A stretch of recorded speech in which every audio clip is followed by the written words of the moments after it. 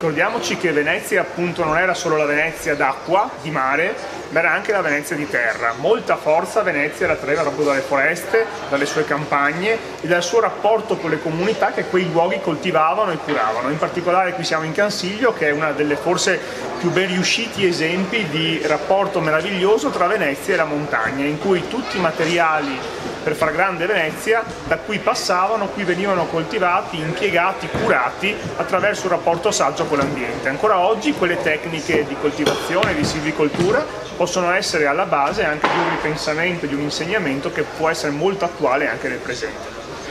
E quindi i 1600 anni di Venezia si celebrano in rapporto alle foreste, ma evidentemente anche in rapporto al turismo, che è fondamentale per la città. Sì, sempre di più, anche nei giorni nostri è importante mettere in relazione Venezia e il turismo a Venezia con l'entroterra, perché molto spesso da Venezia possono partire itinerari di scoperta di luoghi che altrimenti non sarebbero facilmente conosciuti all'estero, come la riviera del Brenta, come le montagne venete, le Dolomiti e come anche la campagna e il turismo rurale. È molto importante quindi mettere in relazione i territori e far modo che Venezia possa essere anche d'aiuto a questi territori per sviluppare un turismo attento, consapevole e rispettoso dei luoghi. Quindi l'insegnamento della Repubblica Serenissima continua ancora oggi.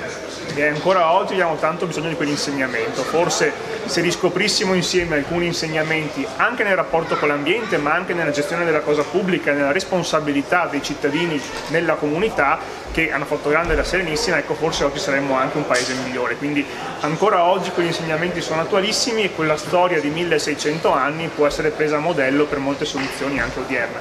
Ci sono altri eventi ancora in programma per le celebrazioni del 1600, al di là di questa un po' mirata? Sì, sono moltissimi anche all'estero, anche in grandi città appunto americane o europee. Fino a marzo 2022 tutti gli eventi troveranno vita, quindi è evidente che un po' la cosa del Covid ci ha rovinato i piani, ma noi continueremo, quindi grandi mostre a Venezia e fuori Venezia, ma soprattutto molte iniziative anche in comuni anche distanti da Venezia, ma che con Venezia hanno avuto un rapporto lungo le coste greche e croate o appunto nell'entroterra fino a Bergamo e Brescia, dove la Serenissima appunto arrivava all'epoca.